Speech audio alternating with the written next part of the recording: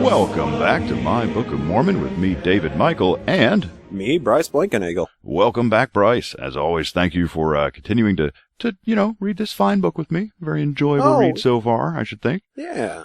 And thanks for holding my feet to the fire on this one. You know, you really had to do some arm twisting to get me on. Listen, I told you I would feed you, but you have to stay chained to that radiator. I mean, I don't know how else to guarantee that you're staying. I remember, and no complaining anymore too, right? Come on, it's right. Good food. I feed you well. Please, sir, I want some more. And if you do a good job on this episode, then I might even throw you a sponge, let you clean off a little. You're starting to get grimy. All right. So this is episode 99. Isn't that exciting? Oh my goodness. So Bryce, a lot of Mimos don't realize that the last 2 episodes we actually recorded like quite a while ago. So we kind of did some recordings back to back just to back up on some episodes, right? Remember that? Right, yeah. I would hope you were there.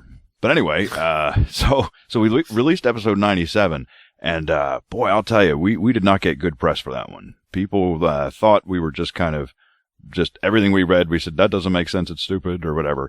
And right. I listened back to it, Bryce, I gotta be honest, it wasn't our best performance, I have to admit. Yeah, I did go on to the website and see those various feedbacks, and, you know, in listening back to it, I think I kind of agree with them.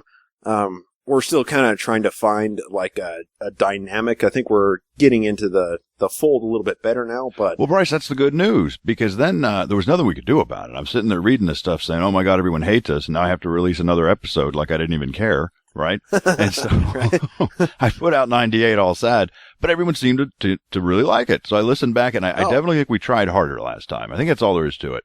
We just need to step it up. Yeah, we have to attempt to understand what we're reading. And, but of course, feel free to make fun of it if it's funny. But yeah, we're not allowed to just say, I don't understand, move on. No, not allowed. Right. And, you know, when it does come to like a historical topic, I kind of agreed with one of those listeners that, wrote in. Yeah, like, I'm happy to elaborate on some historical topics as well. I mean, you know, when something does come up and I'm able to put it into context of the history, you know, I'm more than happy to elaborate a little bit. And you know, Bryce, that one's on me, because you were doing that, and I was the one interrupting you, telling you, wrong show. But you know what? Let's just do what feels right. Yeah. Right. There you go. That's what I'm here for, right? Right? Got no other reason to be here. All right. Well, there is one other reason I need you here, because if you recall, you are the new angelic singer of the show. So if you will, please. Oh. Yes. Very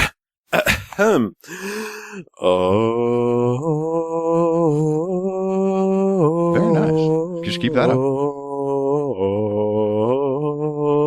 Come on, anytime now. And now I'd like to introduce our newest Mimo God, and that is God Quentin Crook. So God Quentin, thank you so much for contributing to the show. Bryce, you can stop now.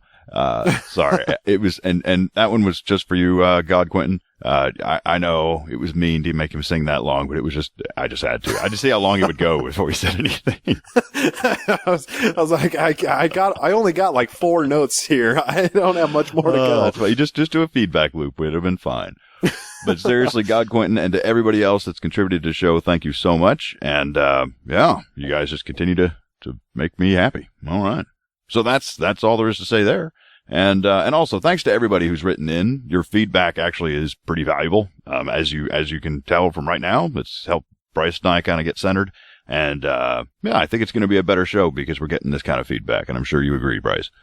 Yeah, absolutely. You know, feedback helps make the show better. If we're not getting feedback from people, we don't know where the weak points and the strong points of the show are. So if anybody does have ideas like words to add to the drinking game to get us more smashed during these episodes or whatever, or any other pieces of feedback, I mean, please feel free to, you know, write into the show or send an email or whatever. Okay, you may have forgotten that we now have 4 different drinking games. No. I did not forget. Okay. I just want to get more drunk. Could we have more words for the drinking game? I'm like, Bryce, seriously. Of course. All right, so for the record, let's remind everyone. So first, of course, we have Yay, and It Came to Pass, the old classics. And we also have Behold and Verily. That's right. So we have 4 total. And I suppose 4-4 would still be a shot, but we haven't seen one of those in forever. Out of reflexes, I just drank like half of a beer from you saying that. So, yeah. Yeah. All right. It's hard not to. All right, so we're starting with It is. section 4, and so far, I gotta say, I don't know that we've actually gotten to a commandment yet in the or a doctrine. I don't think so. So far, it seems like it's been a lot of just bizarre prophecies, and well, I don't really remember. And talking about like calling to repentance and people being trampled upon and yeah, it's been kind of weird up to this point. Yeah. We haven't gotten to anything like actual decrees, but maybe that'll change this episode. Well, that's all right. And I'd like us to start paying a little bit more attention to exactly when this is being said, because I think if we understand kind of where the church was in its journey and where Joe was in his life and his, I guess, creation of his, then it might help to, make sense of what we're reading a little more. So anyway. Yeah, and that's the thing is, you've said before that your show and my show, they kind of go hand in hand. That's why it's good we're kind of teaming up, because if we understand the historical context a little bit better and we're reading these commandments of, from Joseph to another person specifically, it's like, oh, so there's a reason, like something was happening, there's a reason why this commandment was given. Okay, that makes a lot more sense. Instead of just reading it like, oh, this is from the words of Jesus without any actual context. Well, Bryce, you must be a prophet, because that's exactly how this next one starts out. Yeah. So we're starting with section 4, and it begins, revelation given through Joseph Smith the prophet to his father, Joseph Smith Sr., at Harmony, Pennsylvania, February 1829. All right, so before we get into the date, so this is a revelation that God gave to Joseph Smith, but it wasn't actually for him. It was for his father. That seems like a super weird way of communicating. Yeah, and just for clarification's sake, like the changes they made from yours to mine, or from mine to yours, are a lot more clear there, because mine just says a revelation given to Joseph, the father of Joseph, in Harmony, Pennsylvania. Whoa. So it sounds like from mine, it's like they're giving a revelation to Joseph Smith Sr., Big Daddy Cheese. That's not what it actually means. But it did sound, boy, that's weird. Yours could have been taken a lot of different ways. They needed more words. Anyway. Wait, so Joseph Smith Sr. was the actual prophet? That's good to know. Yeah, but I just, this to me, if I was the dad, I'd be like, Joe, if God's really saying these things, why doesn't he just tell me? Like, really? What? He's God. why does he have to go through you? Anyway, I don't know. God has never figured out how to communicate with people. Never figured that out very well.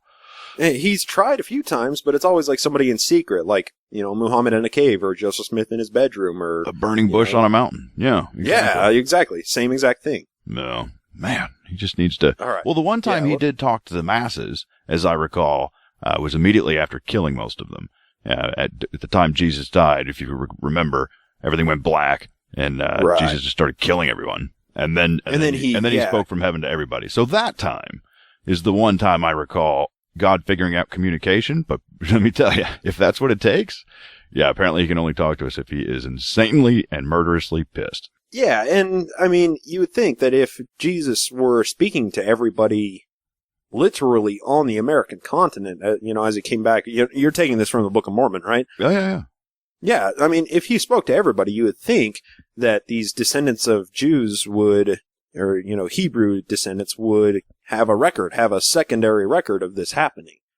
Some other historian might have recorded it, because one thing that the Hebrews were really good about was their history. Well, until they got to the Americas, and then they just wanted one copy. Right? They were like, yeah, let's not worry about having, multiple different accounts of the same occurrence. Let's leave it all up to this one dude Mormon. He'll take care of all of it. And so he did. All right. So, all right, let's actually start reading before we just talk forever. All right, because as much as people like to hear us talk, we do have a mission, and we need to get through it. All right, here we go. Yes. Now behold, drink! A marvelous work is about to come forth among the children of men. What is that? The children of men? That just means people, right? Or like your kids? Yeah. Because who isn't the children of men? These weird platitudes, and I don't think it's specific to Mormons only, but yeah, like children of men, the son of the lamb, or whatever. They say like these meaningless platitudes, but they usually just mean Jesus or people that are actually people, not Jesus. And yeah, that's what it's saying here, I think. So children of men, which literally means anyone, right? Mormons and non-Mormons alike. Every single person that's ever lived. But That's everybody. So you think it actually means like followers of Jesus? That's what it's kind of supposed to mean? Well, no, I think this is a decree to everybody, Jew and Gentile. Got it. All right, perfect. And so they're getting something marvelous. That's fantastic. Take it over, Bryce. Yeah. Therefore, O ye that embark in the service of God, see that ye serve him with all your heart, might, mind, and strength, that ye may stand blameless before God at the last day. Okay. That's something that is, like, harped on so much in church, like, especially with mutual activities. They do so many service activities for fellow ward members. Like, I remember every single autumn going and raking people's yards. Lovely. Just everybody in the mutual group would grab all their rakes and lots of trash bags and just go rake everybody's lawn. And it's cool. Like, it's cool to, like, be a part of that community, and, you know, you're all gung-ho because you're hanging out with all your friends and everybody's raking leaves and throwing them at each other and diving into big piles. So, you know, but they say this always, it's like, if you're in the service of your fellow beings, you're only in the service of your God. And that's like the platitude that's slapped onto it. It's like, being in the service of other human beings just isn't enough. All right. You know, God is the third party in this, even though he's not actually acting or helping, and, you know, God isn't there with his own little, you know, Jesus rake. Yeah, it's hard. I mean, I gotta admit, you know, I guess that's something good that came out of this, because it's it's a good thing, you know? But, I mean, that's just in a sense of community, though. I mean, other communities do that for each other all the time. It doesn't take Mormonism specifically to do that. Yeah. Anyway, so while you were talking, I started thinking back to like the context of what we're reading here, right? So we have, Joe is saying this to his dad, and it's supposed to be God talking. Like, if you're Joe's dad, wouldn't you kind of be looking around like, why are you directing this at me? What are you saying? Like, your own son's looking at you basically saying, you need to love God more. You know what I mean? It's like, right? What did I do? What? You know what I mean? And maybe this is what I'm here on the show for, but if we look at it in the historical context, and we look February 1829, so Oliver Cowdery came along to help Joseph Smith translate in April of 1829. And at this time, Joseph was in Harmony while Joseph Smith Sr., his dad, was still living in Palmyra. Okay. So he was giving this revelation to his dad, and his dad was taking lessons from Oliver Cowdery. I don't know if they were English or history or whatever, but Oliver Cowdery was actually a school teacher for Joseph Smith Sr. at this time. And Joseph Smith Jr. was giving this revelation to his dad, saying, hey, something cool's about to happen, so keep your eye out. Yeah. And also, do better. Exactly. All right. Yeah. Therefore. And send Oliver my way, basically. Yeah. Therefore, if ye have desires to serve God, ye are called to the work. Well, that's good. So that if you don't have any desire to serve God, then don't worry, you haven't been called. That's great. Well, I don't have to feel bad now. But then a Mormon would say, everybody's called to the work. If you're a member of the church, you're a missionary, and you're always called to the work. But see, then you just look and be like, well, why are you speaking against God? Because he said right here, if you don't have the desire to, God gives us our desires. So, well, then you're just a selfish, lazy turd. I'm just trying to follow God's word. All right. For behold, drink, the field is white, already to harvest. Field is white. I don't know. Maybe they're picking cotton. And lo, he hath thrusteth, in his sickle with his might. The same layeth up in store that he perisheth not, but bringeth salvation to his soul. Man, a lot of THs there. All right. So we got a white field, and that means it's ready to harvest. And so, right. So then he got a sickle. So I don't know what they're harvesting, but he's just. Well, think about that. Like, this is making an analog to, like, missionary work, going out and proselyting the work to other people. And they decided to use a sickle for this? Like, couldn't they come up with a better tool that's not so abrasive and head choppy-offy? You know what that is? This is missionarying Ammon style. That's what this is. Come to Jesus or I cut off your arms. That's right. Harvest that field. That's right. That's great. Awesome. Okay, so then what does it say? But, good for them that well, I don't know. He that he layeth up in store perisheth not, but bring us salvation. Okay, so if you get lucky enough to get hacked with the sickle, then don't worry. You're getting saved. All right. I think it's saying that for the hacker, the person that is doing the hacking with the sickle, because it's whoever harvests. You're right. You're right. Thrust with the sickle, that person perisheth not, but brings salvation to his soul. So it's like this thing where every Mormon is a missionary, right? That's because anybody that isn't a good missionary, then they're granted salvation. Unless God didn't give you the desire to serve him, then you're okay. Okay. I'm not letting them get away from that loophole. That's the get out clause. Okay, you're up with this long list of words. And faith, hope, charity, and love with an eye single to the glory of God qualifies him for the work. Okay, that's quite a list. All right, so you have to have faith. That one goes without saying. Hope. That's odd that would be there. Like you have to hope that something good's going to happen. Well, I guess that's fair. Charity. Well, and faith and hope can kind of be equivocated in this sense, I think. You have to have faith in God and hope that God exists. It's kind of the same thing. Oh, I forgot. These are actually stripper names. That's right.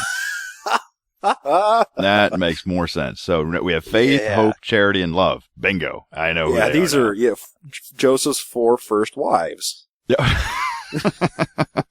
Outstanding. Although the last one has a bit of an odd name. I single to the glory of God. Next up, stage 2. Like, it just doesn't have a ring to it. First 4, pretty good. Anyway, all right. Sorry, everybody. I don't know how else you make fun of that. Okay, remember faith, virtue, knowledge, temperaments, patience, goodness, brotherly kindness, godliness, charity again, humility, diligence. You just have to remember all those things. Goodness me. Do you want to take a stab at this? Well, something that's interesting, because after that, the verse finishes out and says, "Ask and ye shall receive, knock and it shall be opened unto you." Amen. Right? Which is just not true. But anyway, we'll get into that later. Right. Well, true. Yeah. I mean, any atheist that went for an honest, sincere look into any belief, any faith structure, they can attest to that. But my list is a fair amount shorter than yours. Mine's a lot easier. Mine is just temperance, patience, humility, diligence, and then an ampersand C, etc. Etc. So God was revealing this to Joseph and was like, yeah, just patience, humility, blah, blah, blah. All of those good things. You know what I'm talking about, don't you, Joe? What's strange is that it would actually make more sense if this was reversed, right? If you had a super long list and then I'm reading a modern version and it just said etc., right? So they were just like, too many words, no one's going to remember all that, right? Well, but yeah, how is it possible that the words God spoke changed over time? Like that, how, you know what I mean? Is this supposed to be what God said to Joseph or not? And yeah, how can they justify adding things in like that? I mean, just adding words to make it, at what point did those words come in? That's the question, right? It's like, at what point did they look at this revelation and say, we don't like the et cetera sign in there being a revelation from God. We're going to interpolate our own things. We're going to add in our own stuff just because we think they sound better than an ampersand C. Well, of course, because why would God say that? Etc. What do you mean? You were telling me to remember specific things. What else is there? Yeah, so you can't have etc. That's ridiculous. So you had to add something. Right. But to your point, when was it added? And even if someone can say, well, God must have told a prophet and then they went back and added it. It's like, what did God say exactly? Hey, when I was speaking to Joe way back when, totally slipped my mind. I had to throw in some more words there. Sorry. Can you fix this for me? It's like, really? You're God, right? And you think about how Joseph brought these revelations about, right? He either went into a trance-like state, that was later on, or earlier, he literally took the rock and put it in his hat, put the hat up to his face, and then came up with these revelations. And that was supposed to be I guess according to LDS apologists, that was kind of like his iPad of the century, right? And he was bringing these revelations straight through God, and then dictating them, and then the person that was dictating or scribing for him would read them back. And he would say that's correct or that isn't correct. Yeah. So everything here is supposed to be in its perfect form. Like in my little 1833 edition. It should be in its perfect form right here.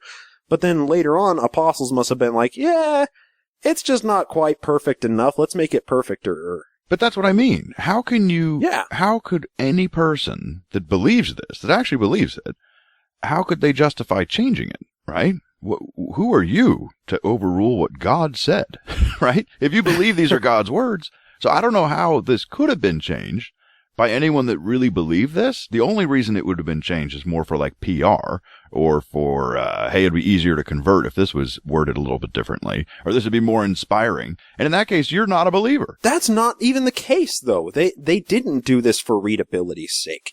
They did it because the list wasn't long enough and they wanted to include things in the list that they can later extrapolate on. Let's go through the list again. Let's find out which ones are different. So mine started with virtue. Just say yes or no for yours. Virtue. Hey, let me just read mine. Okay.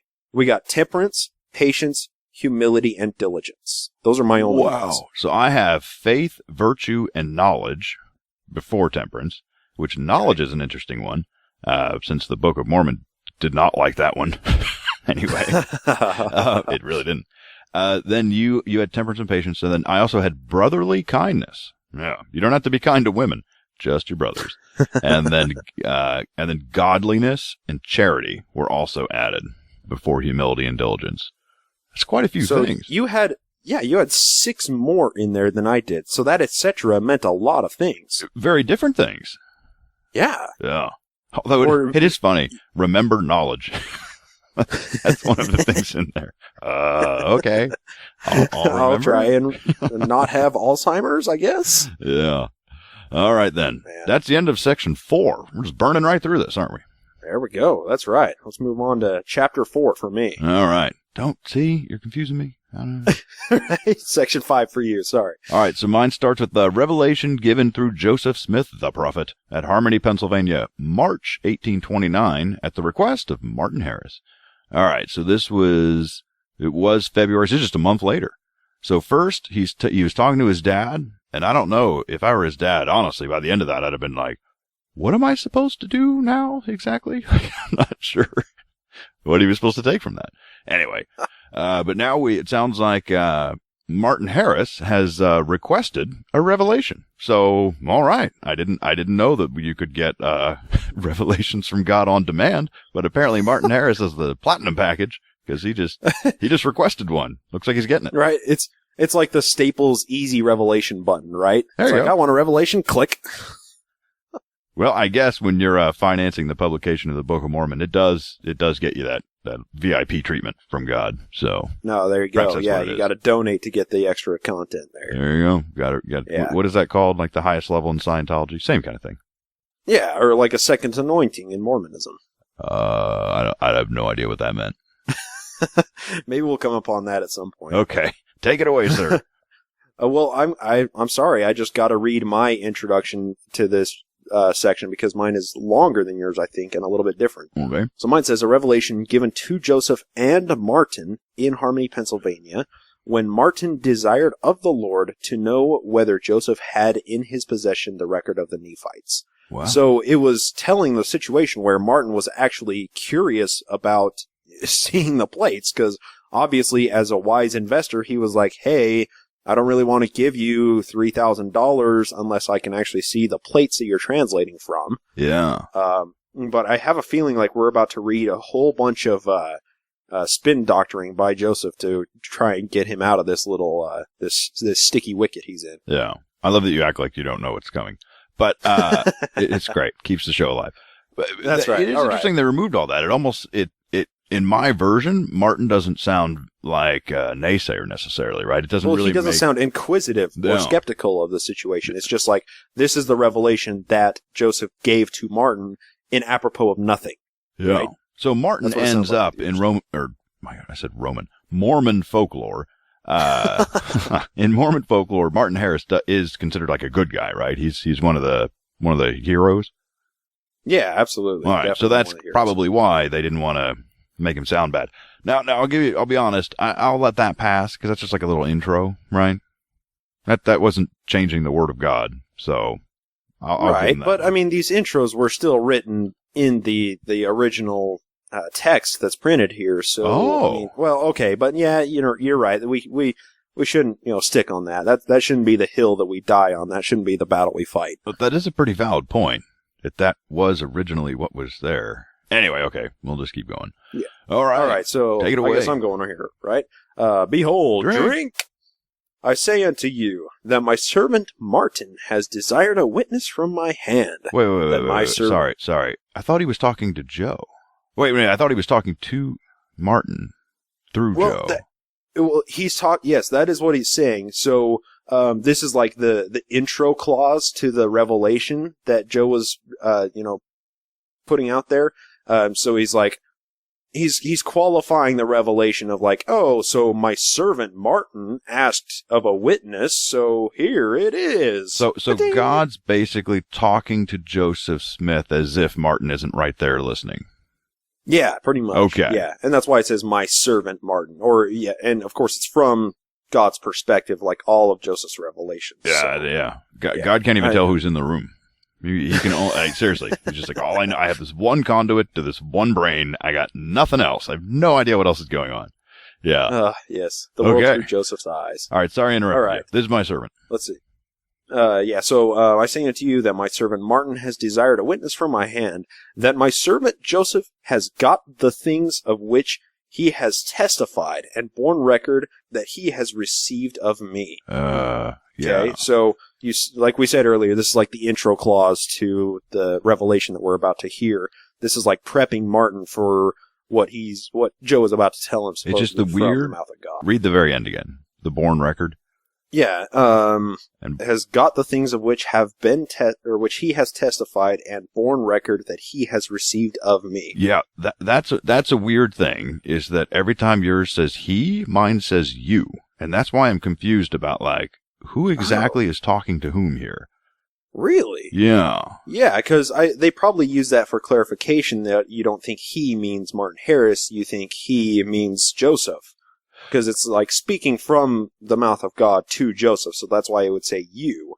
But of course, Joseph wasn't really good with his, his directing where the revelation was. He kind of was bad with his grammar, so he says just he and they and stuff like that in places that. But your reading makes it sound like God speaking directly to Martin, kind of.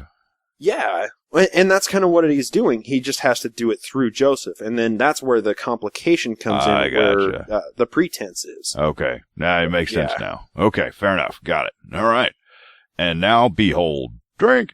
I shall say, you shall unto him. Sorry, I've said that all wrong. This shall you say unto him, he who spake unto you said unto you, I, the Lord, am God, and have given these things. I'm sorry. This is going to kill the continuity of it, but I just got to stop you because yours is so much more confusing than mine. I know. How many times did I say you, I, and then I'm God, and then you're... Okay. Yeah. So this is the beginning of the revelation is I am the Lord, or I, the Lord, am God, but the sentence before that in mine just said, and now behold, this shall you say unto him. And then it goes into it. It didn't have like that extra convoluted He who spake unto you craziness. said unto you? I know. What does that mean? I don't know why you add that. That doesn't help anything. It makes it more confusing. Anyway, fair enough. All right, so it's just in case Joe didn't know who was talking to him, he had to be reminded.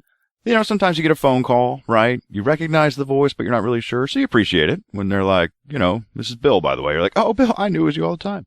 But anyway, right. Lord wanted to make sure. In the days before caller ID and revelations were given through God. Yeah, sometimes God had to be like, hey, it's me, Lord, God, how you doing, Joe? Okay, so there you go. And have given these things unto you, my servant Joseph Smith June, and have commanded you that you should stand as a witness of these things. So yeah, I mean, goodness, I'm pretty sure he knows who you are. I mean, not only is he like, I'm God, I'm just like, okay. He's like, now remember, I'm the guy that gave these things to you. He's like, yeah, bro, I know who you are. And he's like, remember, I commanded you. You had to stand as a witness. I know who you are. Yes, I got it. I got it already. Come on. Let's get on with it. But I assume that it's like, yeah, sorry, Martin. God never shuts up about how many gifts he gave me. Yeah. Yeah, God can't tell you how awesome I am enough. Exactly. It's getting sold.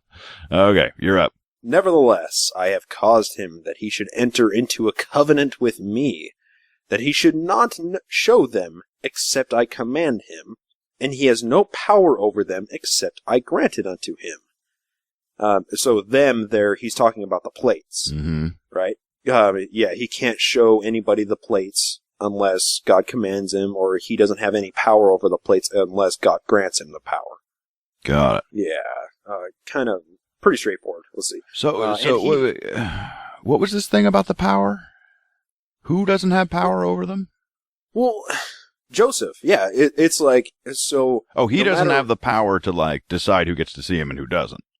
Yeah, Got exactly. Okay, so it's like, God was like, here is this set of plates, an ancient record, a physical set of plates that you can look at, hold, touch, feel, and translate from. But you can't do anything that I don't say that you can't do with them. There you go. So basically, this is God's way of saying to Martin, hey, quit asking Joe to see the plates. It's not his call. It's mine. Right. Yeah. Right, exactly. Yeah. He's basically, like, I work in sales, right? And when there's something that happens that, like, a customer doesn't like, I can always say, well, sorry, dude, my boss told me to tell you this. Yeah, I'd like, lose my job if I returned that. Don't you understand? Yeah, I know. Yeah. Yeah, there you go. So that's the thing. Yeah, that's what Joseph was doing. He was blaming his boss. He was very much so. Yeah. Yeah. It's not that I want to say no. I don't even have the power to say yes. No. There you go. All right. And you have a gift to translate the plates. All right. And this is the first gift I bestowed upon you, and I have commanded that you should pretend no other gift until my purpose is fulfilled in this. For I will grant unto you no other gift until it is finished. Well. Dude. That is a huge diversion from the original here. Well, let's get, before, I don't want to lose this thought. This was kind of the point I made after reading the Book of Mormon. I said, I don't understand how this guy went and started a church, right? His only claim was that he could translate plates. Now God is saying, that's the only gift you're getting. That's it. Until it's done. Right. And this was March 1829. The Book of Mormon wasn't done yet, was it? It wouldn't be done for another year. Yeah, so there you go. God said, I'm giving you one gift and one gift only, right? And it's to translate plates. So, first of all, how is he giving revelations? Is that not a gift? I guess the revelations are kind of in the similar vein, like he's, the prophet of God, but that he's not actually translating the revelations from anything. So that's not really, unless, that's in the subscript of the gift that God gave him, then he shouldn't be able to give revelations. But it goes way further than that. Because as soon as him and Oliver Cowdery team up in, later in 1829, he starts, like, the angels descend from the heavens and give him the Aaronic and Melchizedek priesthood, and then, because that was that was in this year, right? That was in 1829. Yeah, that was all within the same year. That was, let's see, this is in March of 1829. That was in May. That was 2 months after he gave this revelation. You just pulled that out of your head. You knew the exact month.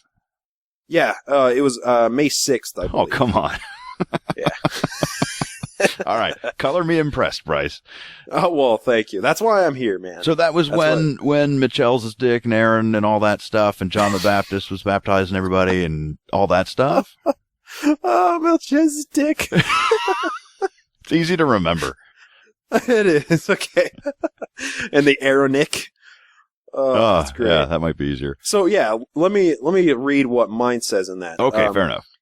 Let's see. So, he has no power over them except I grant it unto him, and he has a gift to translate the book, and I have commanded him that he shall pretend to no other gift, for I will grant him no other gift. Boom! Yours is even more damning. Yeah, just stop. That was full stop. That was the end of the sentence, end of the verse. So you're done, Joe? So, you ain't getting no more powers. Yeah, there it is. It says explicitly right here, Joseph Smith has the power to translate the Book of Mormon, translate the plates, and nothing else. And so at some point, someone had to realize what an obvious doctrinal problem that was, right? Right. And so they added the words, until it is finished, right? So you got the gift to translate the plates until you're done translating the plates, right? And then kind of that moratorium on gifts is lifted. But even then, there's still problems with it. For example, how is he giving a revelation right now if he doesn't have that gift, right? How is he able to get priesthoods and start bestowing priesthoods if he wasn't allowed to have any other gift? So that to me is, I don't know how you get around that. Whether or not you say until it's finished or not, the dates don't add up. True, and in that same vein, I wonder if this has anything to do with like Oliver Cowdery's and Joseph Smith's role in the church when it first started up. Because when the church started, Oliver Cowdery was responsible for like all of the baptisms and the confirmations and all of the extra stuff that we typically attribute to anybody with a Melchizedek priesthood. And he was very successful. Yeah, exactly. There were a lot of people baptized. I mean, in their first congregation, there was like 12 people. How to have a revival, I think. Yeah. Oh, yeah. He could preach like a badass, definitely. But, yeah, I wonder if that has anything to do with it, because it says right here that Joseph will have no other gift, and that's a full stop. That's the end of the sentence. I wonder if at this point he was thinking, Oliver Cowdery or somebody else is going to be responsible for doing all of the grunt work and all of the pain in the ass stuff to do, once the church is actually started. Or maybe it wasn't even that sinister, right? Maybe Oliver and Joe sat down and said, "What are our talents?" Right? And Joe's like, "I'm a con man." And Oliver's like, "Well, I can work a crowd." And it's like, "Well, all right then." Well, we each have our duties, right? They also dabbled in each other's, though. I mean, at some point, Oliver Cowdery tried to translate some of the plates, and it was unsuccessful when he did it. Yeah. So, I mean, they kind of flip-flop back and forth with it a little bit, too. The partnership did not go well over time, as we've learned from your show. No, it did not pan out. Oh. I mean, it worked for a while. They got a lot of work done and a lot of groundwork laid, but there was a schism. Let's just leave it at that. Yeah, all right. No spoilers. I don't know. I'm excited. Right now, I would say that they're having a Cold War. No. I would say right now there's just underlying tensions. Yeah, it hasn't erupted into a Cold War quite yet. And for those of you that don't know what we're talking about when we say right now, we're referring to the current point in the Naked Mormonism podcast, which if you're listening to this later in the future, what was the last number you released? That was 24, I think. And right now, Joseph Smith just moved to Kirtland, Ohio, and Oliver Cowdery is with 3 other missionaries out in Jackson County, Missouri, trying to recruit some people and set up Zion out there. Yeah, they're doing a pretty good job. Yeah. He got Sidney Rigdon and a bunch of people in Ohio converted. So, and then Joe was like, "Hey, I'll just move everybody out there. Well, this will be a huge church." Hey, look, can't knock results. Anyway, so let's get our heads back in the game. We were talking about Martin Harris now, not all these other people. Right. Martin Harris is right, yeah. He, by God, he got his own, by request revelation. We should at least hear what God had to say. So I think you're right. There you go. All right. And verily, drink. I say unto you that woe shall come unto the inhabitants of the earth. And if they will not hearken unto my words, for behold, drink again. If they will not believe my words, they will not believe my servant Joseph. I think that's abundantly clear. If Joseph is the one delivering the words and they don't believe the words, they're like, this guy's full of crap. That's hilarious. Yeah, that was pretty redundant. Yeah, if I was actually Joseph receiving this revelation, I think I would just look up to heaven and be like, "Really, God? You think we don't know that?" Anyway, yeah, that's funny. Yeah, let me finish the sentence. They would not believe my servant Joseph if it were possible that he could show them all things. What could Joseph show these people that they didn't already know? Right? A lot of the stuff that was going on in Mormonism. I think I know what it is. Plates. Okay. Remember, it's not people. This is one person. It's Martin Harris. So he's saying, Joe can't show you all the things, Well, that was the problem. I was reading it with my Mormon cap on. I was thinking of it from I'm reading a commandment from God. How does it apply to my life? That makes no sense. No, you're right. This was given to Martin Harris. My mistake. I mean, it even tells us that in the beginning. I mean, the intro to this chapter pretty much said, "Hey, look, this was for Martin Harris, so you can read it if you want, but it wasn't for you." Anyway, I should probably point out that there was a verse in mine that was not in yours. So once again, we have an addition at some point in history. So after the one that said but after the verily sentence and before the behold sentence, right? We have, "For hereafter you shall be ordained, and go forth and deliver my words unto the children of men." What? Yeah. What? That's what it says. What does all of that mean? I don't know. And and I don't know what the you means. Does that mean Joe or Martin? The you would probably be to Martin in this case. I don't know. But anyway, there it is. It's there, and it wasn't in yours. So for whatever reason, they felt like the story didn't go well unless they threw Maybe that in. that was that was kind of in addition to saying that he'll have no other gift. That was, and yours said until the work is finished. Maybe that was what they were talking about after that. It's like he's going to have no other gift until it's finished, which will be going and, whatever your sentence said, declaring the word or whatever it said. Oh, that might be what. So maybe that's what that was. It's like, Joseph Smith, once the work is finished, he's going to be a missionary or, whatever for the church. So at the time this was actually written and or revelated, Joe had no idea what was going to happen, right? He didn't know that he was going to start granting himself powers.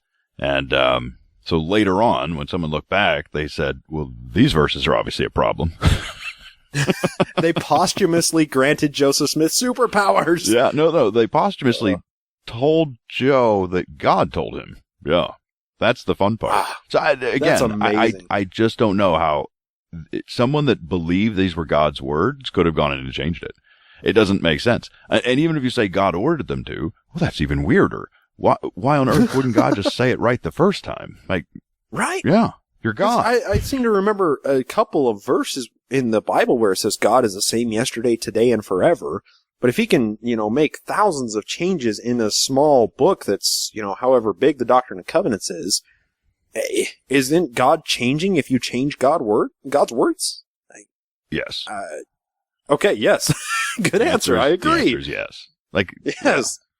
Because, I mean, seriously, I'm with you. I would not blame them for grammatical changes, right? Because it's still the same words, right? You're just kind of adding periods and putting paragraphs in and stuff, right? But to actually change the words, and this isn't like we're reading this in Spanish, right? I mean, this is the same language that this was originally written in. Yeah, and that's a big problem with a lot of religious texts is there's translation errors, right? I mean, even the articles of faith say that we believe in the book or the Bible as far as it's translated correctly. That was funny. Well, that's because right. Well, that's because there's so many translation errors. But this doesn't have to deal with that. There were no problems with the Book of Mormon being translated because it wasn't translated from any language to another language. It was given as direct revelation, or at least as far as the Book of Commandments goes. And you're telling me that there's nowhere on any LDS.org or anywhere that explains why it's changed over time? Or I haven't found anything. There might be something somewhere, but the justification is like, oh, they changed it for readability or to make it easier to understand. I mean, still, you're changing the words of God. That's a problem. But I haven't seen any apologist defend the changes as being from God. The difference between you will have no other powers granted unto you, period, and you will have no other powers granted unto you until you're done translating the book, and after that you get to go and be ordained. Those are entirely different things. That's not readability. It says different things. Yeah, that is a direct contradiction. That is absolutely a direct contradiction. Yeah. So anyway, seriously, to all the MIMOs though, if anybody out there knows of some, explanations out there that maybe the church has offered, or maybe you've heard some, one of your bishops or someone, or I don't know what you call them all. Cardinals. You don't have those. What do you call them? What's higher than bishop? Yeah, a bishop or a stake president. Stake president. That sounds so Quorum of the non-religious. 70 or Quorum of the 12. Or after whatever. bishop, they don't sound religious anymore. They sound like governmental. You know what I mean? Or, private enterprise. Yeah. President. Yeah, exactly. They sound like a board of directors. Right. A quorum of the directors. Sure. All right, whatever. And I mean, to be honest, I would be really interested in hearing it as well. I would like to see what some of the apologists have said just so I can, bring it up on my show and blow it apart because it's completely ridiculous. There's no justification for this happening. No, it's not translation. It's not. Don't you actually have like a PDF copy of the actual handwritten Book of Commandments? No. I'm not that crazy about it. No. I'm not saying that you're reading Book of Commandments, but it right exists. Now. Of the 1833? Yeah. I'm reading a facsimile printed copy of it. The church puts out the original in its, photocopied form. I have it in my hand right now. That's what I mean. So it's like a... Yeah. So it is like a PDF. Yeah. Sorry. You have a hand Yeah, copy. exactly. No, thing. it's more hardcore than a PDF. It's like a legitimate leather-bound little tiny handbook that I have and the church puts it out itself. The church, like, wow. You think that they would change it all the way back to this if they made any big doctrinal changes, but no, they just let the original fly and hope that people don't buy it and actually criticize the differences. Wow. Okay. Yeah. Well, sorry. I guess they didn't think anyone would be doing what we're doing right now. I would think not. I would hope not anyway. Yeah. Surprise!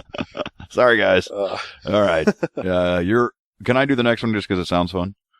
Yeah, go right ahead. Oh, this unbelieving and stiff-necked generation. Mine is anger is kindled against them. There we go. Stiff-necked is back. That's great. All right, so it's a whole generation. God is pretty angry, and he's going to kindle you. Whatever that means. His anger is kindled against them. So he's going to go do some bad stuff. I thought he said that there were miraculous things coming. Or no, that was to Joe's dad. To Martin Harris, he's saying, bad stuff. Got it. Yeah, and the miraculous things that Joseph was talking about to his dad, that's just the Book of Mormon. Like, great and marvelous work, that's just the Book of Mormon. Oh, that's right, because it hadn't been done yet. I keep forgetting that. Right, because they didn't know that a huge mega church was going to spawn from this. I mean, they probably hoped that it would. Joseph probably thought, maybe I'll turn into a cult leader once this book is out. But, I mean, honestly, they had no idea what was coming down the pike. I think if he saw that coming, he wouldn't have said that God only gave him one talent. Right? No. He'd have been like, I have invisibility and X-ray vision. Yeah, I actually think that I think this is actually a little bit of evidence that he did not see it getting that big. I think so, yeah, definitely. Because, I mean, how could he know? Yeah. I mean, unless God was literally telling him directly, hey, you are going to start the biggest church, the biggest early church from the burned over district of any of the churches, he probably would have, been a lot more crazy about some of the stuff that he put in his books. Agreed. All right, well, he just stumbled into greatness. What are you going to do? It fell, one might say, backwards into it. Yeah. Actually, I'm not. I've listened to your show enough that it's super hard to be a Joe fan. It's like you kind of want to. He's like that, you know what I mean? It's like you want to root for him, but you just hear the stuff he's doing. You're like, oh, man, I cannot get behind you. Well, that's the thing is, he's kind of like the anti-hero, man. He's kind of like Joseph Underwood in that, because he's doing all of this underhanded crap and screwing people over on business deals and, For the record, I think people are probably still laughing at you calling Frank Underwood Joseph Underwood, but we'll let it go.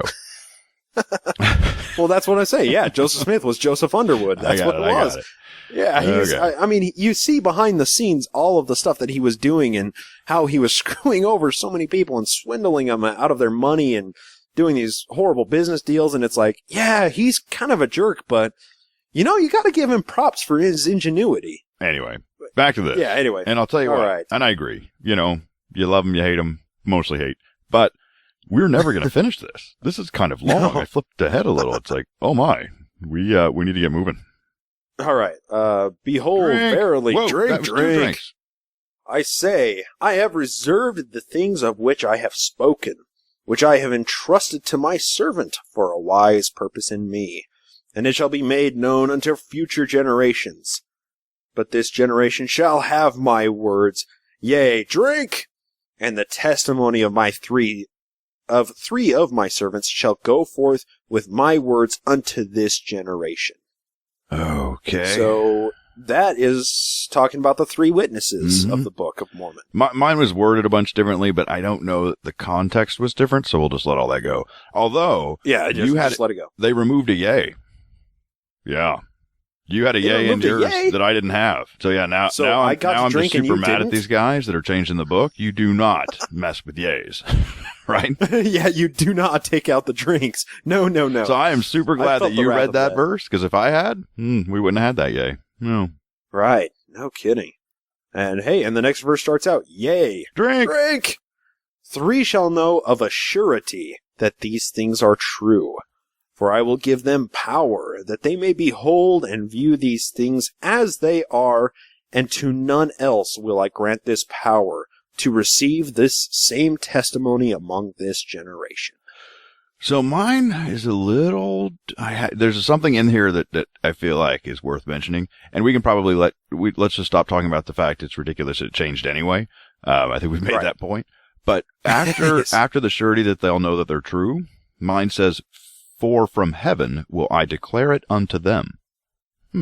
Not in yours. That's No. interesting. That's a very interesting addition. Well, okay, so if you like follow my show with how I deconstructed the three witnesses, right? It was shown to them by an angel, right? It wasn't actually like Joseph didn't have the plates in a box and he opened up the box and the three witnesses looked at them and played with them and, said, "Oh, these are amazing." Yeah. No, they all went into the woods, prayed, knelt down and prayed and said, "Please, God, show us these plates." And then, Oliver Cowdery, David Whitmer, Joseph Smith and Martin Harris were there.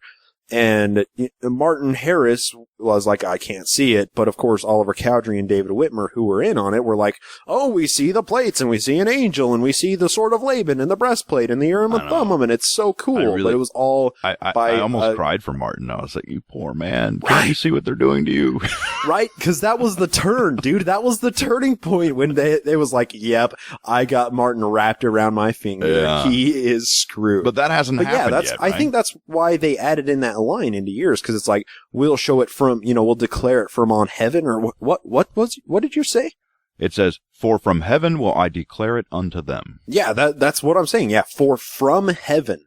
So it's like, yeah, an angel is going to descend and show it to these people. Got it. So when Martin was actually hearing this, what he heard Joe saying is, there's going to be three people that are totally going to see the plates. You're going to see them just as they are. And then mine says, "Well, you'll see them kind of through heaven."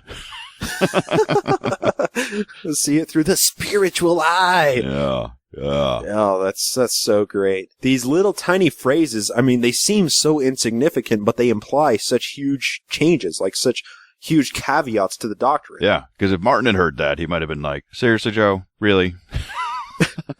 He's like, "Come on, I bought way into this pyramid scheme. I should be getting something out of it by this It's point." like, "I'm not asking for much. Just show me your plates. That's it."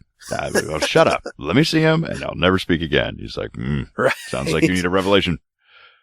Okay, so let's see here. "And to none else will I grant this power." Is that where we are? Let's see. I think "and the testimonies" are next. Oh, you're right. You already said that part. Okay, here we go. All right. "And the testimony of three witnesses will I send forth of my word." Send forth of my word. Whatever. "And behold, drink. Whosoever believeth on my words, them will I visit with the manifestation of my spirit." Okay. "And they shall be born of me, even of water and of the spirit." God, I wish that like non-religious people knew how just gobbledygook all of that sounds. You know what I mean? What is it trying to? You're going to be visited with a manifestation of the Spirit. Be born of me, even of water and of the Spirit. You're like, what does any of that mean? That's, dude, and this just plays further into that this angel appearing, right?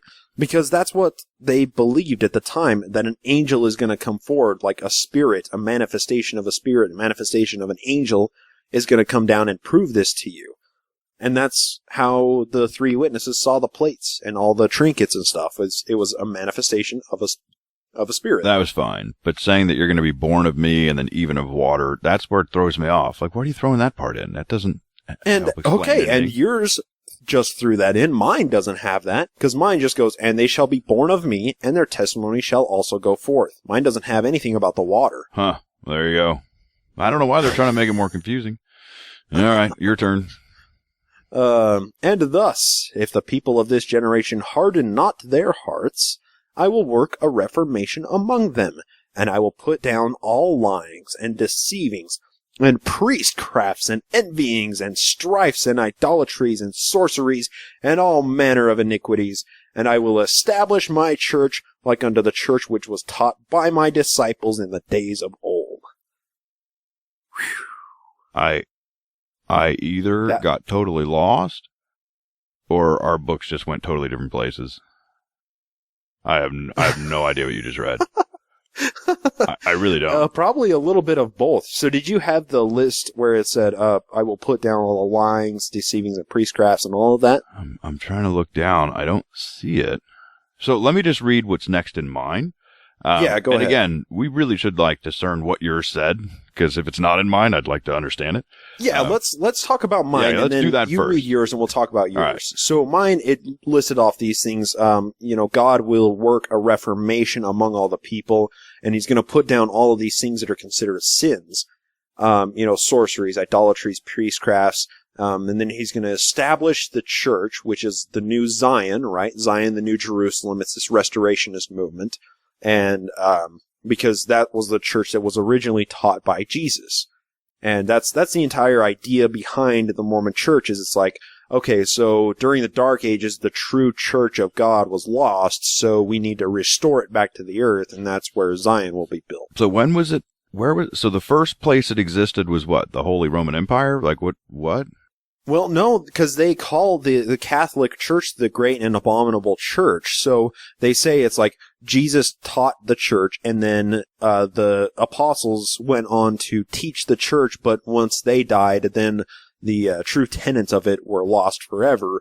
And that's why the Bible is so convoluted and disagrees so much with so many contradictions, because the people that actually recorded it and compiled it into the Bible didn't actually know what was going on. After Peter and Paul and all those guys died, as far as Mormons Yes. are concerned, church died with it. Yes, pretty Wow. much. And that's why the church needs to be restored back to the earth. Well, let me just say then that Jesus' apostles were terrible at teaching. Why did he pick them Right. if they suck? My God. Well, what did he expect? They were a bunch of illiterate fishermen. That is true. Did he expect much more of them? He just hey, this is going to make a great poem or haiku or something. I'll make you fishers of men. They're like, ooh, look at you. And he's like, oh, wait, crap. It sounded good, but now I'm stuck with a bunch of fishermen. Anyway. All right. So Yeah, let me for sure. read what mine said. That's interesting. I have heard that. I didn't realize. I always wondered, where was the stopping point, right? Because, I understand, okay, Jesus was one, and then Joseph Smith was two, but it's so wait, once Jesus died, it was all over, or did his apostles? So now I understand. Got it. Good. Now that I know. It doesn't make any sense, but I like it. Okay, so right after the born of me business, mine says, you must wait yet a little while, for ye are not yet ordained. And their testimony shall go forth unto the condemnation of this generation, if they harden their hearts against them. So that part, I think we're caught up a little bit. But that whole waiting a little while, you're not ready yet or whatever, I don't remember that being, you didn't say that at all, did you? No. None of what you just said was in my book. Oh, really? I thought I None heard of some of that condemnation of the generation. No, that's not in there. Okay, so that's all fresh, so let's tear this up. So first off, they're saying, you're going to get manifested by spirits, and you're going to be born inside me or whatever, and water and all this. And it said, but, you got to wait a little while, because I haven't ordained you yet. Which, coincidentally, it's going to happen in 2 months, so he doesn't have long to wait, right? Because this is March, and it happens in May. On May 6th, to be exact. Yeah. And their testimony shall go forth unto the condemnation of this generation, if they harden their hearts against them. So basically, if anybody doesn't like what they have to say, then screw them, I guess. Pretty much, right? Yeah, pretty much, yeah. All right. And hang on, I do need to make a clarification because I know somebody will send in an email. I think Joseph and Oliver started translating the Book of Mormon on May 6th. But they went and did the ordaining ceremony on May 12th or 14th or something like that. So just for clarification's sake, that just occurred to me. My goodness. I thought I had an expert. I know. It's the stickler troll in me. All right. Well, I have to keep going until we catch up. So hopefully you can figure out when that is. All right. Yeah, keep going. For a desolating scourge. Such beautiful wording. I think that's a Lord of the Rings movie, isn't it? Anyway, shall go forth among the inhabitants of the earth, and they shall continue to be poured out from time to time. I love that time to time. Yeah. He's just got a desolating scourge machine, and every now and then he's going to turn it on. Yeah. Yeah. You never know when. Just from time to time. Okay. Surprise! Scourge But day! only if they repent not, until the earth is empty. Well, boy, that's a hell of a scourging machine. He's going to do it until there's no one on earth. Okay. Scorched earth scourge machine. A literal dude. scorched earth. Scorched whole Burn earth. the whole damn thing. Yeah. Let's see. Till the earth is empty, and the inhabitants thereof are consumed away, and utterly destroyed by the brightness of my coming. That ended fun. Didn't see that coming at the end. No pun intended. But yeah, Yeah. That was so much more hellfire and brimstone-y than anything in the original. I know. Like, who added in that little angry screed about hell? A very unhappy person added this part. Right. Like, that's some crazy stuff that just got plopped in there for no reason. I mean, maybe a prophet's wife had just cheated on him, dude. and he was just mad. He was just like, "I'll tell her, skirt the whore." You know, I don't know. I don't know how else you get this mad. Who would ever have it? So this is a human being who said, "I have a good idea. Let me describe the extinction of mankind. That sounds fun. Let me add it in our religious book." Weird. Yeah, it's this millennialist idea where it's like, yeah, once a millennium comes and Jesus comes, like, rapture will happen and the whole earth will be scorched except for the few believers. Yeah, it really is a if I can't have you, no one can kind of thought, right? So it's like, right, exactly. Yeah, if I'm either going to get saved or everyone has to die. Like, okay, right, and it plays into this idea of like, you better follow the right Jesus or you're going to burn with the rest of the sinners. And everybody claims to have the right Jesus and to know which way is the correct pathway to heaven to not get burned in the last day. With the Mormon church, it's like, oh yeah, if you pay your tithing, you won't be burned at the last day. Win for everybody. I also love that God doesn't want to do it quickly, right? This is like a cat with a bird or something. It doesn't just kill it. You know what I mean? You're just going to pour it out a little bit, just a little bit, time to time. Yeah, I just want you to feel a little pain. Feel that? Didn't like it, did you? There's more to come. Yeah. Great guy. All right, so I have to keep going. Yeah, I lost you as you were reading because I was like trying to catch up and I got so lost, like what's happening. So hopefully you'll just stop me. So far none of what you've said, even since we like talked about this difference, you haven't said anything that mine has started up with. This is awesome. It's still different. Yeah. Yeah, see, this is probably why you were blabbering on so much. You had no idea how much more we had to read. I was like, my goodness, we just started this thing. Yeah, yours is like half a book longer than mine. All right, well, I'm still going. Behold, drink. I tell you these things, even as I told the people of the destruction of Jerusalem, and my word shall be verified at this time, as it hath hitherto been verified. All right. So basically he said, I told you Jerusalem was going to be destroyed. Totally was. So, street cred. Dude. So... Okay, so you that sentence, there was the behold in there, right? And destruction of Jerusalem. You skipped over a huge chunk in one of my verses. Yeah, I know. They're literally like replacing things. They're like taking things out of yours and adding new ones to mine. This little experiment we're doing is getting more and more challenging. Right? So finish what yours says up until, and now I command, and then I'll read mine. All right, so right after that it says, and now I command you, my servant Joseph, to repent and walk more uprightly before me, and to yield to the persuasions of men no more. Okay, so let me read what my verse said with that whole brimstone-y, like hell talk that we were talking about earlier. Yeah. Let's see if mine's any softer or harder than yours. And now if this generation do harden their hearts against my word, behold, I will deliver them up unto Satan, for he reigneth, and hath much power at this time. For he hath got great hold upon the hearts of the people of this generation. And not far from the iniquities of Sodom and Gomorrah do they come at this time. And behold, the sword of justice hangeth over their heart, or over their heads. And if they persist in the hardness of their hearts, the time cometh that it must fall upon them. And then mine goes into the, behold, I tell you these things, even as also the destruction of Jerusalem. Wow. That's so different. Very, very different. Like, yours didn't talk about Sodom and Gomorrah or Satan at all? No, it was quite clear. God was going to do the killing here. He's not delegating the work to Satan at all. No. No. Not his underling, Satan. No, this is, he's going to enjoy it too. Nice and slow. That's like, that may not have been very continuous and may have been hard to listen to, but the differences are really, really, like, challenging there. That's hard to parse out no matter what. Like, I don't have a current Book of Mormon, or a current Doctrine and Covenants in front of me to compare this, so that's where maybe this is getting kind of confusing, but still, I mean, it's worth pointing out the differences when they're, like, taking out wholesale this much of mine and then replacing it with that much of yours. Yeah. And that's a problem. Yeah, and I agree. If it was the same kind of meaning, just wording a little different, it was just entirely different. Entirely. Yeah. So yours was kind of, yeah, yours was like same old, you know, yeah, you're going to go to hell, but it's Mormon hell. No big deal. Mine was like, forget about the afterlife. I'm going to kill you right here on Earth. Yeah. Right. Yeah. And that's the thing is mine focused on the afterlife. Yours was like, hey, this is going to happen where you stand. Yeah. It's going to happen in your lifetime.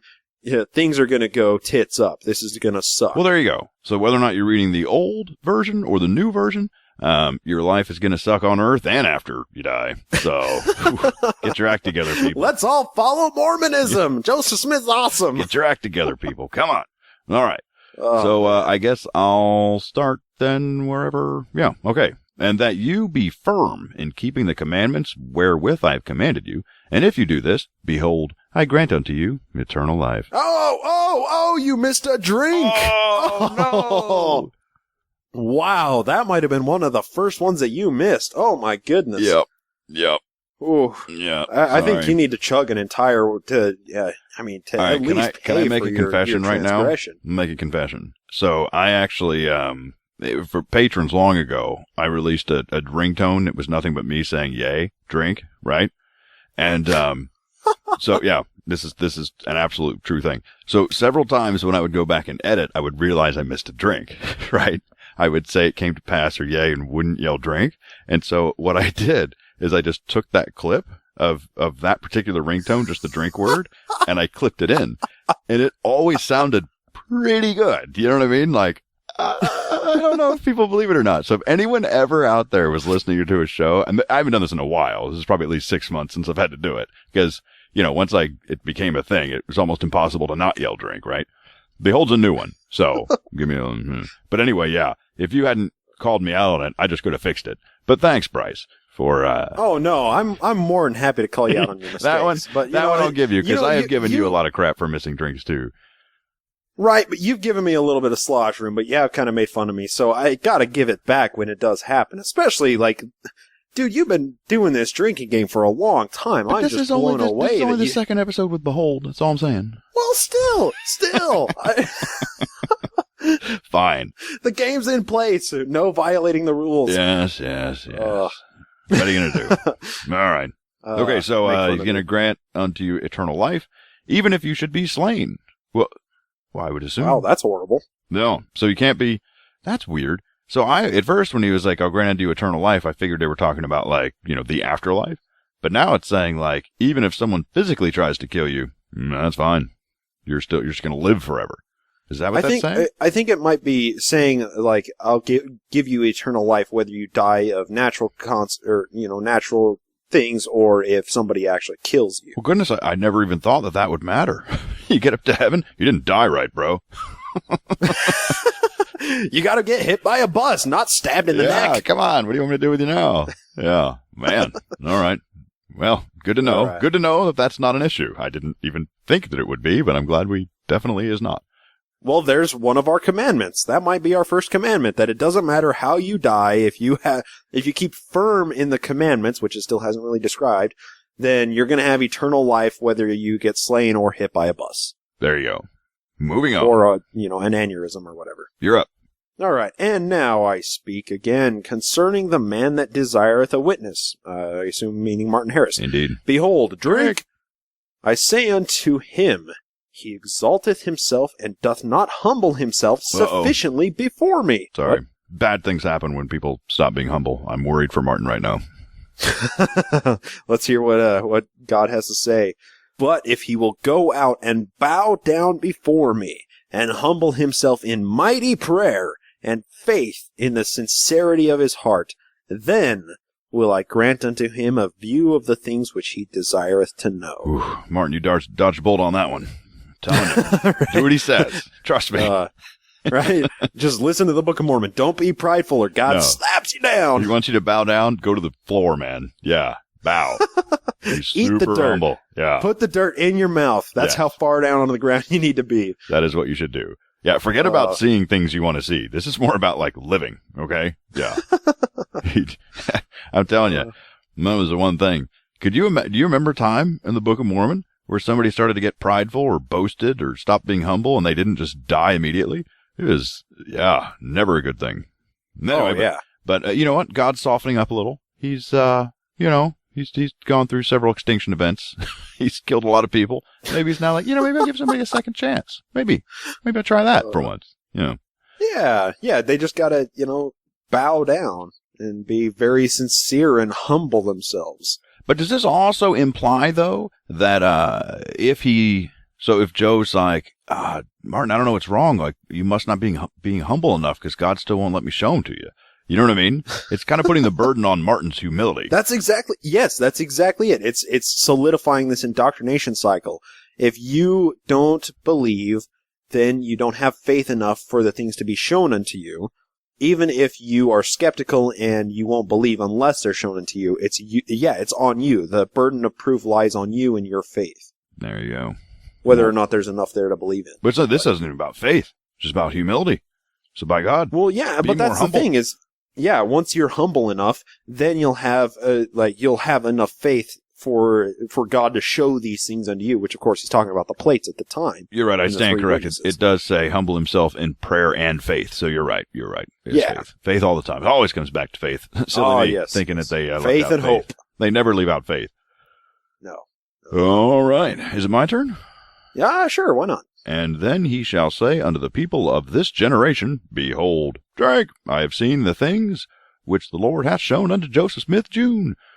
Mine always says Joseph Smith June. I think yours just says Joseph all the time. Mine never says Joseph Smith June. Mine is just Joseph. And I know it's Junior, but by God, it's J-U-N, period. I'm saying June. And I know of a surety that they are true, for I have seen them, for they have been shown unto me by the power of God, and not of man.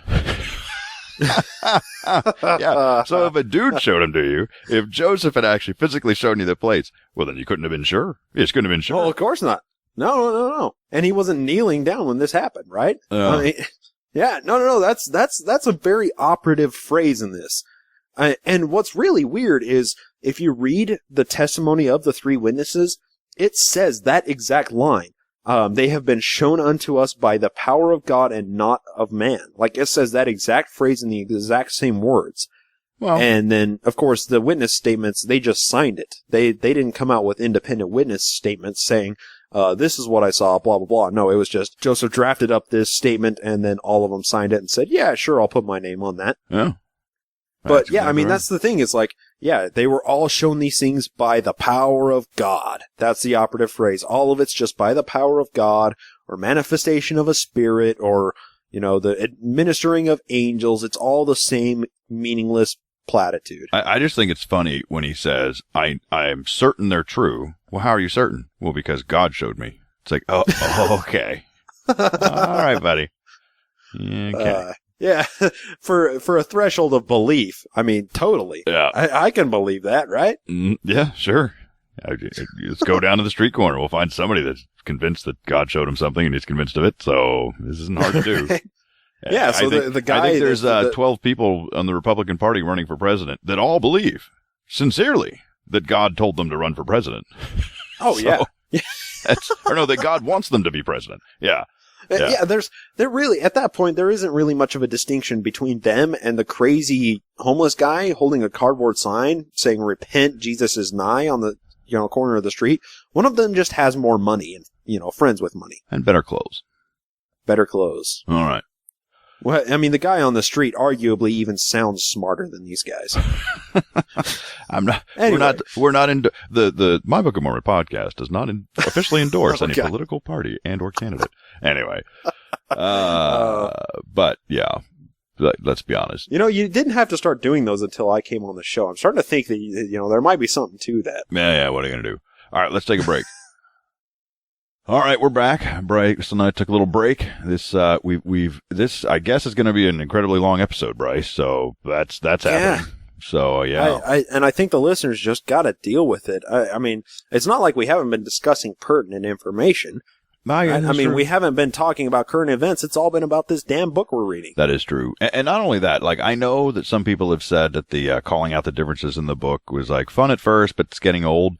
It's like, I think, Bryce, I don't know if you agree, but I feel like it needs to be called out, right? When it's so different. I mean, right. It needs to be mentioned. And that's the thing. And, we're not having major discussions about little differences in like he versus I or him and thee or whatever, like little semantic differences like that.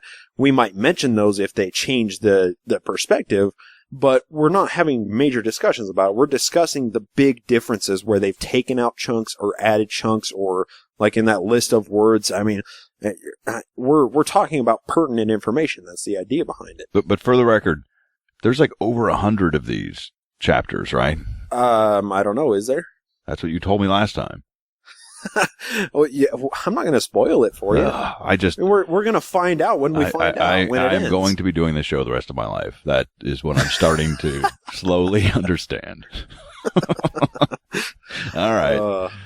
Okay, here we go. And I, the Lord, command him, my servant Martin Harris, that he shall say no more unto them concerning these things, except he shall say, I have seen them, and they have been shown unto me by the power of God.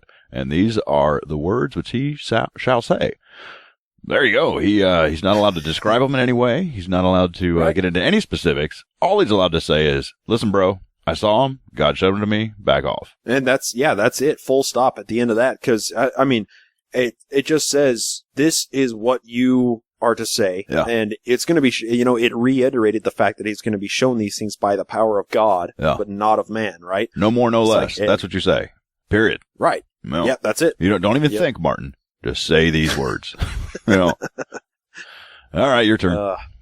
But if he deny this, he will break the covenant which he has before covenanted with me. And behold, drink. He is condemned. Dun, dun, dun. Oh, that's horrible. First of all, can I just give you props? You said covenanted, like, just so perfectly, like it just rolled off your tongue.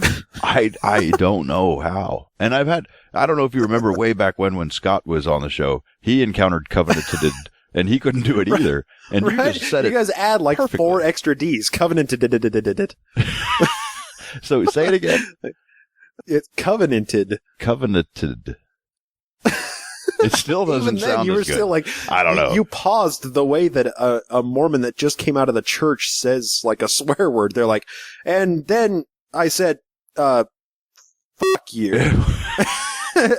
And there's like all these pauses and it's all awkward. And it's like, yeah, you said covenanted the way that an ex-Mormon says any other word. Okay. Well, I did my best. I didn't know that everyone else, all the Mormons could say that word. I just figured it was a tongue twister for everybody. Turns out, if you were raised with it, no big deal. All right. Yeah. I mean, the more Mormon you are, the easier words like nephi roll off the tongue. Mm-hmm. Yeah. Think I didn't get that joke? Oh, this is why I could never, because there's a few times, Bryce, and now here I am going down a rabbit hole. But I've thought about, like, what if I just went to like a local ward on a Sunday and acted Mormon, right? Like, I could probably I could get the garments online, right? Just if anyone wants to check. You know what I mean? But then someone will be like, say, covenanted, and I'll screw it up, and they'll be like, imposter. Like, they'll figure it out. It's these little things, man. They're going to give me away. Anyway. It's the mannerisms. Yeah, definitely. I would need some serious training, and, I think I'm still just in the minor leagues at best. You can, well, I mean, you're clean shaven, so you'd blend in easily there. There you go. I'm also white and delightsome, so very, very delightsome. Yes, very much so. I mean, I think you could blend in pretty well. Just saying, it could happen. I'm just going to call covenanted. I'm just going to call it the C word. Like, that's how we say it in our ward. Yeah, we say the C word. The C word. All right, start reading, or I'm just going to ramble forever. Go. All right. And these are the words which he shall say. Wait. No. Oh, I read that a long time ago. Right after he was condemned. Which basically, we didn't even comment on that. Sure. If he doesn't do what I say, he's screwed. Shocker. He's going straight to hell. Shocker. Condemned to hell. That's it. Yep. And remember, in my version, hell was worse. Actually, no, there was no hell. You just died on Earth. Right. Yeah. Hell was kind of on Earth in yours. No. All right. Sorry. I will not interrupt again. Go. All right, here we go. And now, except he humble himself and acknowledge unto me the things that he has done, which are wrong, and covenant with me, that he will keep my commandments and exercise faith in me, behold, drink! I say unto him, he shall have no such views, for I will grant unto him no views of the things of which I have spoken. Okay. Oh. So once again, this is like the third time in this section that God is telling Martin Harris to humble yourself. You're too prideful. Eat that dirt. You got to bow before God, be humble, and then God will show you the view of the things which you want to see. Right, but also he's kind of saying like the fact that you even asked, super wrong, dude. Right? Yeah, that's the entire idea. It's like chastising skepticism in general. Yeah. I mean, he's telling me he's going to get his wish, so it's kind of a mixed message. Yeah. Like, it's totally wrong for you to ask, but if you just totally get your knees dirty, then, all right, maybe. That's kind of what I'm reading. Right. And then, of course, it talks about the things that he's done, which are wrong. Yeah. It's like, yeah, So that's what cracked me up. You read that. I was like, it's so funny. All right. And if this be the case, I command you, my servant Joseph. We're back to Joseph now. That you shall say unto him that he shall do no more, nor trouble me any more concerning this matter. Okay. So God's like, listen, make sure you tell Martin, quit asking to see the freaking plates. Yeah. Tell him, this is God speaking. Enough. I heard you. Stop bugging me. I heard you. I'm tired of it. Knock it off, bro. I mean, that's what that said, so.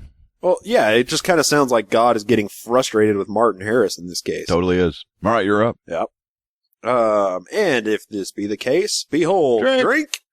I say unto you, Joseph, when thou hast translated a few more pages, thou shalt stop for a season, even until I command thee again.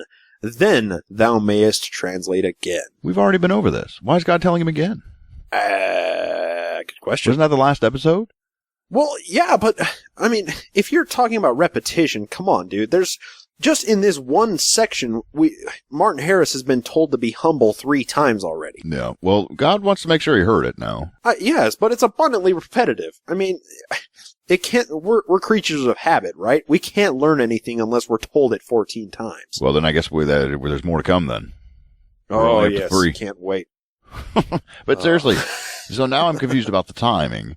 Because the last time this came up, God was telling him, like, right now, you're done. You lost your gift, bro. And now it's saying, well, you can translate a few more pages, but then you can't. So I don't know where we are in the timeline now. That's something kind of interesting too. It's like, this was a revelation given in March 1829, right? Correct. Joseph Smith and Martin Harris, they stopped translating together at the end of 1828, I think. So God had already taken away Joseph Smith's translation powers by this point. Wait. I thought the Book of Mormon had not been written yet at this point. It had not been written, but Martin Harris and Joseph Smith had translated the 116 pages of the Book of Lehi by this point. Right. And Martin Harris had already lost the 116 pages, and Joseph was giving this revelation telling Martin, hey, I can't translate anymore because you lost the pages. So that's what this is. So why does he want? Why does he need to translate a few more? That's interesting.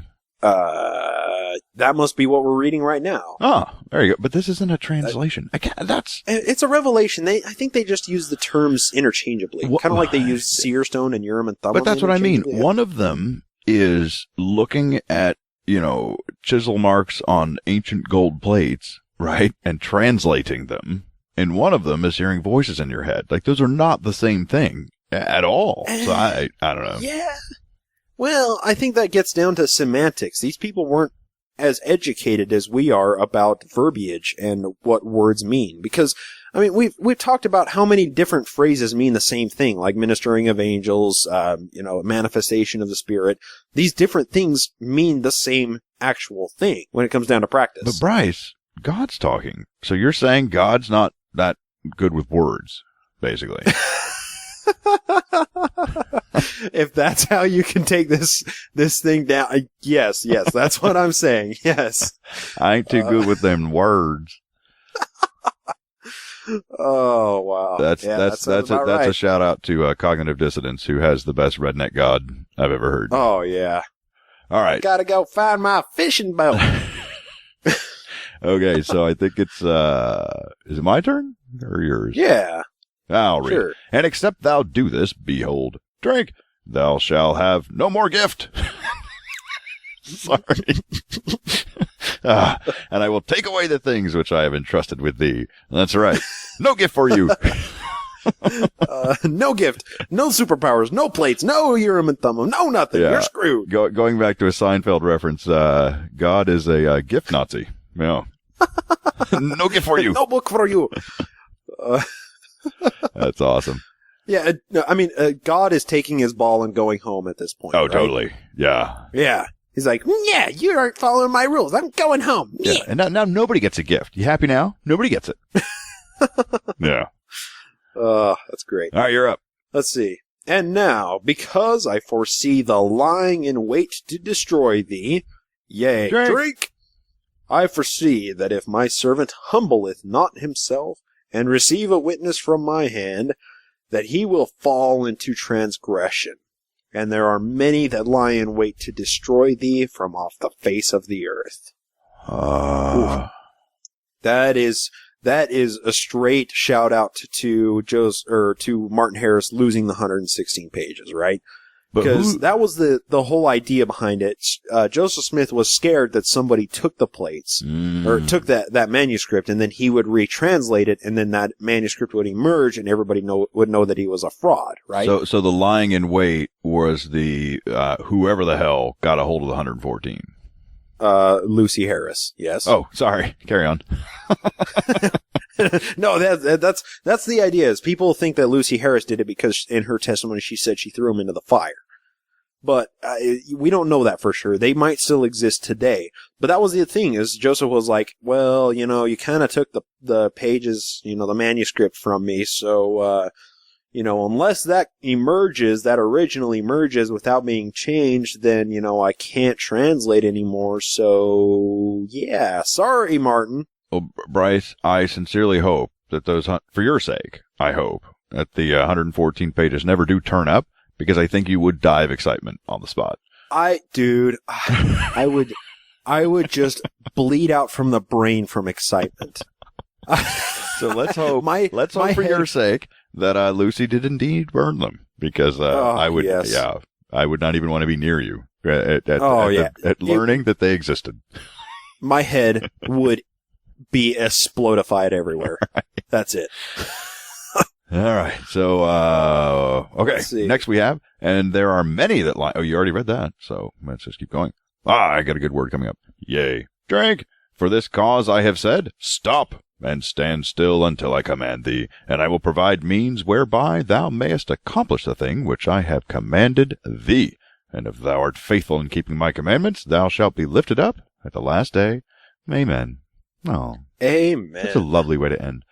So what's this stop and stand still business? This is you're not allowed to translate anymore until I say so? Yeah, that's exactly what it is. Yep. Your superpowers are taken away for a season. You got to stop and stand still until God gives you your superpowers back. Well, there you have it. Yep. And that is the end of section and or chapter 5. Yeah, you always say chapter, mine say section.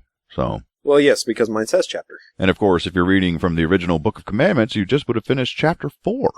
Isn't that delightful? Right. And from here on out, they just get even more confusing. I'll just say that right off the bat. So listen, guys, my most just accept the fact that this is going to be, parts might be confusing. So if we go, when it gets confusing, we're going to slow down, right? That's what we promise. We will slow down. Well, yeah. Make sense of it. We're not just going to breeze past lots of things that are, just mind-numbingly confusing, like different numbering of chapters and all that fun stuff. Now, for the title of the episodes, I'm going with the new D&C titles, right? So if you wanna find out which which Book of Commandment chapters we've read, I don't know. You have to Google it yourself. I'm not doing that. Right. No, but we're trying to keep people in line. Let's just be honest. Let's touch on that for a second. I mean, we might have been recording for, over 2 hours now. Well, there was a long break in the middle, so it probably won't end up being that long, but continue. Okay, that's what mine says, so that's what I'm going off of, and I'm going to stick to it, damn it. But these differences that we're pointing out, while we do slow down, and it isn't very continuous, it's kind of bad for readability, it helps to illustrate the differences in the book. And, I mean, we harped on this point earlier. It's like, if these were revelations given through Joseph Smith from the Almighty God of, of Earth, I guess, not of the universe, because Kolob, the god of Kolob only commands Earth. Sure. That made logical sense. Continue. It does if you're a Mormon. I love how you said that, though. It was almost like, the sun rises in the east, sets in the west. You're just like, because God is only the God of Earth, not of the whole universe. I mean, come on now. All right. Everybody. Sorry, continue. But that's the point, is like, these are revelations straight from God through Joseph Smith, and they are changed. That is a very, very big problem when we think about the fundamentals of that. If God comes to you in spirit form, right? If David Michael is asleep in his bed and God appears over you and you pinch yourself and know that you're not asleep, and he tells you a string of commandments and revelations and tells you to write them down, and then somebody comes along later and says, oh no, I don't think God said that to you. I think he said this instead. Wouldn't you be a little bit pissed? Well, the first reason I'd be pissed at God, I'd look at him and say, seriously? I'm like never alone. I spend all day around people. You pick now, the one time I'm by myself to come. Seriously? No one's going to believe me, dude. I wouldn't believe me. Show up when I'm in a group, then we can talk. But right now, terrible idea. No, I'm not going to write it down. Why would I write it down? It's a waste of your time. It's a waste of my time. Let me give you a lesson about human communication. It doesn't work this way. That is precisely what I would say to God if he showed up in my room tonight, when I'm sleeping alone in my bed. Yeah. Right. Exactly. But the bigger point is, if somebody changes that later on, it's like, I got your point, Bryce. I was just trying to be funny. Yeah. But you are right. Well, you're not very funny, so it's okay. So mean. Oh, now I'm fired from the show. You can call me a lot of things. Don't say I'm not funny. Yeah. You are hilarious. Oh, now I feel better. Ego is properly stroked. Very beautiful. You have humbled yourself sufficiently before me. You will not be condemned. Okay, that makes it okay then. I'll humble myself. I'm learning. Sorry. I'm learning. But no, that's the whole idea behind this. Is like somebody changed what God said to you after you die. So and that's what's crazy, right? Because you cannot say that this person believed it was the word of God, right? Because then you would basically, because if you believed it was the word of God, what's his most notorious message he gives again and again? For whatever you do, be humble, right? So what could be less humble than saying, I know better than God, right? So it's not possible that someone consciously and I guess, would devoutly, is probably a better word, devoutly believe this, and then said, I'm going to change the words. Those two things don't add up, which then begs the question, why, right? Why would you change it? And I think those are the things that we explore, right? And when you say, if I was trying to make this easier to digest for people, then that change makes sense. Or, this Martin Harris guy wound up being a hero in the story. Maybe we don't make him look so bad, right? So or even, Joe at the time didn't realize that he was going to be granting himself a lot of superpowers. We better add that little thing in, right? So it's, it makes sense if you say to yourself, I'm trying to whitewash history, or I'm trying to make this sound the way that I want it to sound, right? As opposed to what was God's message. Then it all makes sense. And so just the fact that it was changed, I think it is actually, it's more damning than if they'd left it in its original format. Exactly. And that's the more like malicious and sinister interpretation of what happened, right? What probably happened is they read this and said, this doesn't seem like something that people would read and agree with or understand, or this doesn't comport with our, or believe, or believe. Yeah, they might just reject it wholesale because it's ridiculous, right? So let's change it. Let's make it sound a little bit more palpable, a little less crazy. Let's change the pretense and the prepositions to make it sound a little more, so you understand who the revelation is given to and from. But, even if you look at it from like a more fundamentalist perspective, a very, very devout Mormon would think that anybody that has changed an old revelation is obviously of the devil, right? Because we've talked about this before, you can come up with new revelations that trump old revelations. but you can't change the old ones. You just simply can't do that without changing the words that came out of God's mouth. Right. So in that respect, even somebody changing the verse numbers on this, or changing the chapter numbers into section numbers, would be violation of God's divine word. Because if God revealed this to somebody, the one true prophet of God, then it's perfect. But if somebody comes along later and decides it's not perfect and has to change it, what grounds are they judging the perfection of this revelation on? And how do they know what the change that they're making is more towards what God meant, as opposed to more what Joseph interpreted of what God meant? And even if you're convinced of yourself, how can you ignore the fact that it is like the definition of hubris to say, I know better than God, right? Right. If you believe in him and the character as he's been described, my goodness, that's just a straight road to hell for you. Like, don't you dare go in there and say you know better than God does. There's no justification for that. So, yeah. And, that's to me, the two things that's why I just keep saying. I guess there's a third option, right? Either someone just didn't believe this, but they were just looking at it from a marketability standpoint. Two. Very believable. Two, someone just didn't kind of, I don't know, they really did believe that they were fixing it for God and never stopped to ask the question, wait a minute, does this make me super not humble? And also, what the hell's wrong with God that he screwed it up the first time? And so he didn't ask those questions. And the third option is just that, I don't know, he's an idiot and didn't even make the connection. I guess 2 and 3 kind of. So yeah, I don't know. Well, yeah, and that's the thing too, is these changes are given by a board of directors, right? I don't know that. Is that how they are made? Do you know that? Yeah, I mean, the prophet of the church doesn't read something and say, I don't agree with this, this is how it should be changed. But that's kind of how it's, like, perceived. Or it's more perceived like, this doesn't make sense, let me come out with a new revelation. You know, like, the protocol for changing one of these books? No, I don't know the specifics of it, but it does have to go through the entire quorum of the 12 apostles in order for the change to actually be signed into effect. So you do know. So, well, I don't know the details of how it, like, if there's but it takes a body. 12, so this is not, that's yes, it does. It takes consensus of the quorum of the 12 apostles and the first presidency. So these 15 old white guys. But is there like an editor-in-chief of the books? Well, that's the thing. I talked about this in one of my episodes. I think it was the Boyd K. Packer episode.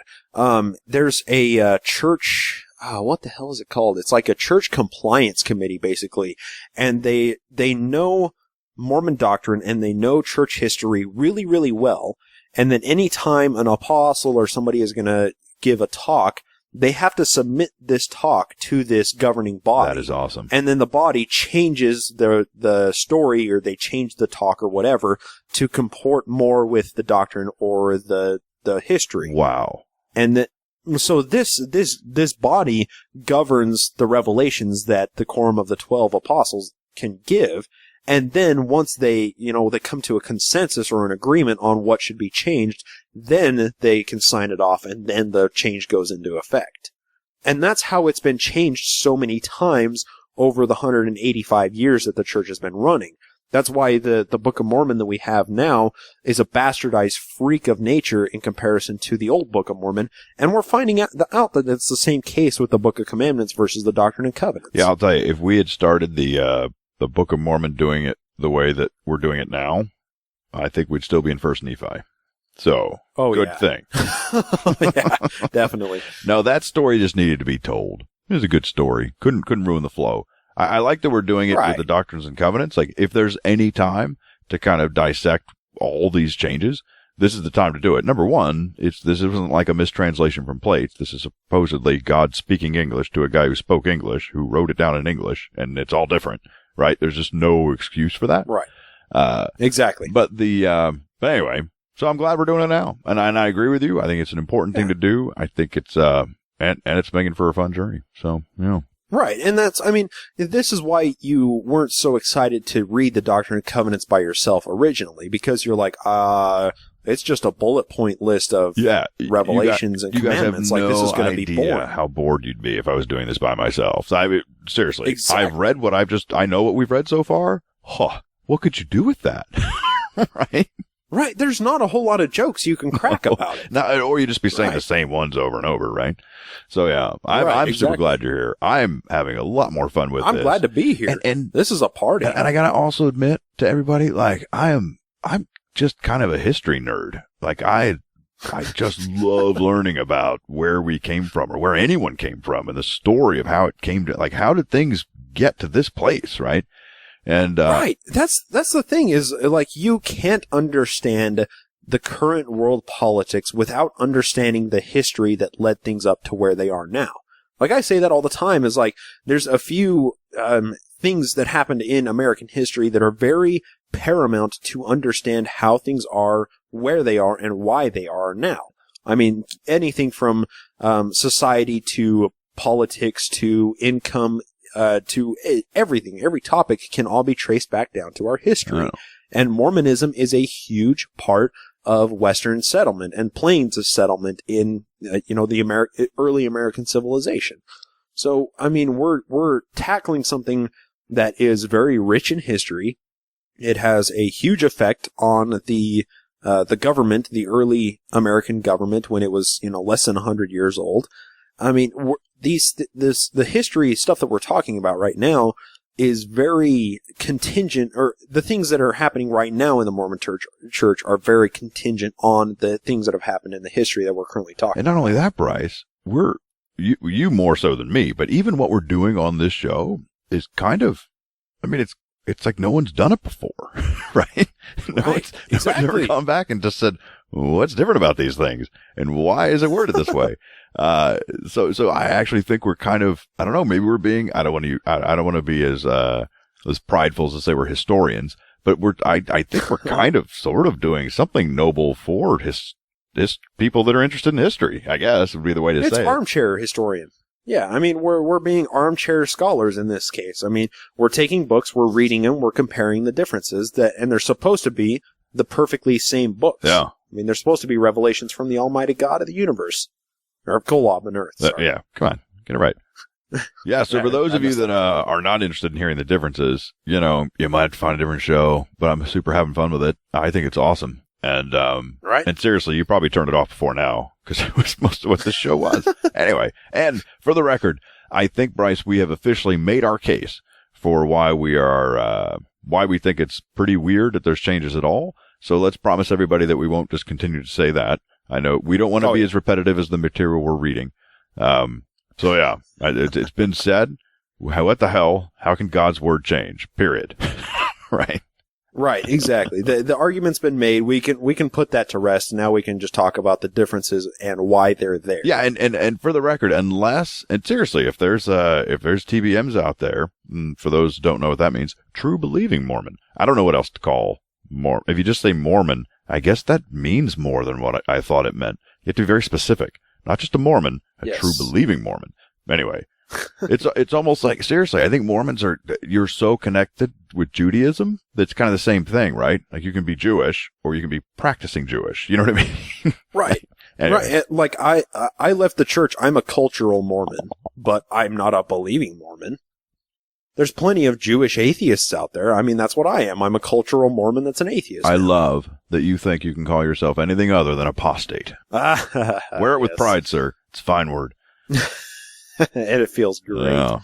All right. We've Yes, probably babbled on. Actually, you know what? I'm not going to end it yet because I forgot. I let you finish because I've noticed when I go back and edit that I seem to have this habit of interrupting. And so I'm trying not to do that as much, and so I apologize.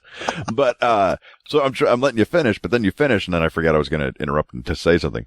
But no, that fact checking for the Prophet group you mentioned. Yeah. Oh, you want to talk about my head exploding? Tell me that I get to have a conversation with those people.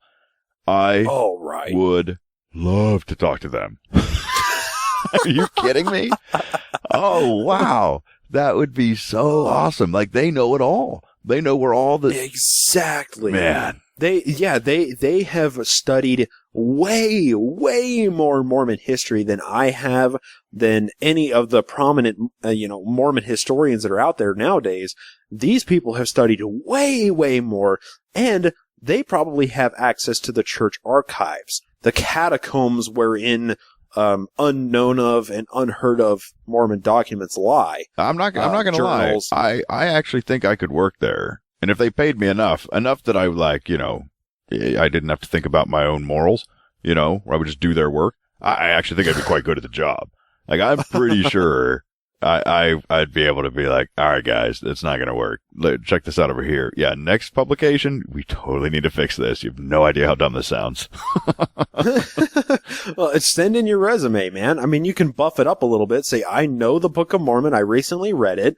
I'm learning about the Doctrine and Covenants. I mean, yeah, and you need to fix some things. I think I can help you make it totally better. And it wouldn't be that hard. But trust me on this, guys. Yeah.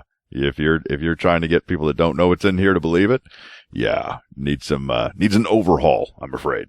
I don't know if you'd get past the first interview with that attitude. Well, I mean, the question really is, listen, church, do you want someone that's bought into this to fix your church, or do you just want it fixed? Right? Do you want new members, or do you want, I don't know, your call. Yeah. Right. I have a feeling I think their definition of fixed is probably very, very different from what we would consider fixed, because I consider fixed lighting this damn book on fire. Well, right? Yeah. No, I'm saying, I mean, here's my point though. I actually think if I could go, if somehow I was granted an audience with the quorum of the elders, 12s, whatever the hell that was, right?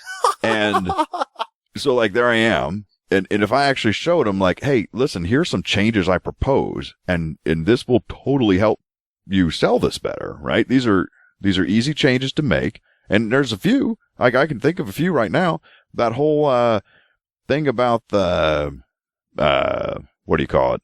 The things we just talked about with the, you can't have powers until it's done, blah, blah. It's a good try, but even the change you made to say like that, Joseph Smith can't have powers until he's done translating, it's like, but the story, the way it's told now, he totes gets powers before he's done translating. Like, we need to fix that too. You know what I mean? Like, right? You just gotta strike the whole thing. Yeah. You gotta get rid of totally the whole easier. Entire verse. You've had no problem removing verses before. Chop that one out. Right. So I think I could get in front of them, and that's my point. I think if I actually like made a good case and explained it, I don't think they would give a rat's ass if I believed it or not. Probably. And that's the thing is, like, we're reading a living document right now.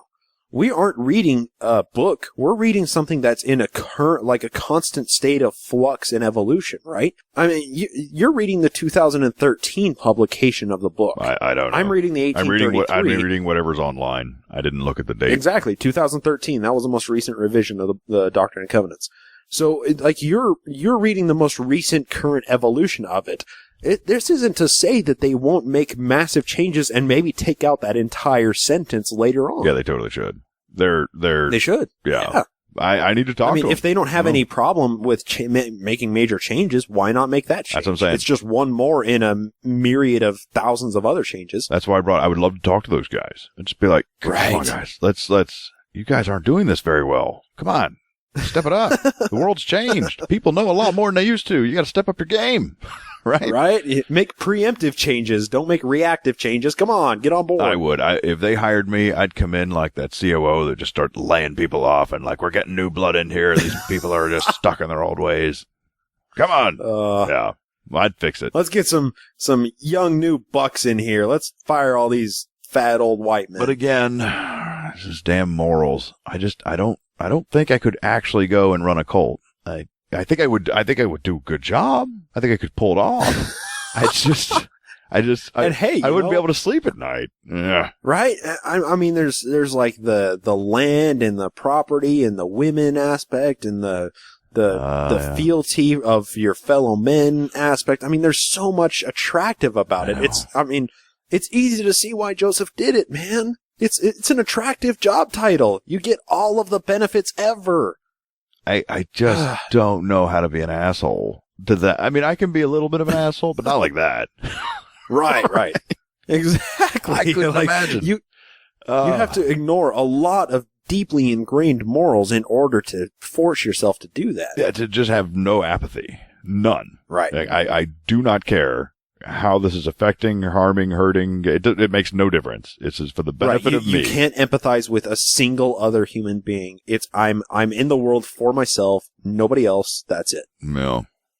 Yeah. Well, on that fun we should probably note, close out this episode. Let's end episode 99. I know the next one's going to be 100, and I bet everyone's going to be like, ooh, but there's going to be something exciting for the 100th episode. But I'm just going to say probably not. Like, I don't want to get your hopes up. We're probably just going to keep going because it's just a number. Maybe I'll think of something fun. Actually, you know what? I'm going to take the pressure off of you and me, Bryce. You guys, all the mimos, you got some time. Generally speaking, we record like a week early. So you got like a week. If you have some ideas of something super fun to do for the 100th episode that wouldn't be like super hard to do, and then we'll do that. I love how you put that qualifying phrase. Right. It can't be super hard to do because I'm a lazy bastard. Please. I got a job and kids, and I mean, come on, I do what I can. Anyway, all right. Yeah, we've already made this, I don't know. My editing process that I'm going to have to go through is like 3 times longer than it normally is. But there you go, everybody. You're going to get a super long episode. Bryce, why don't you just say goodbye so we can end this before I make a bigger fool of myself? Yes. Well, thanks for having me on. Goodbye, everybody. And don't forget to check out Naked Mormonism if you haven't already. Thank you. Yes. Check it out. Check me out. Facebook, Twitter, everything. All of the places a podcast lives ever. He is even on Kolob. Oh, that's right. All right, everybody. Bye.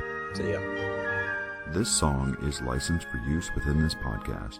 All song and copyright information can be found at www.mybookofmormonpodcast.com.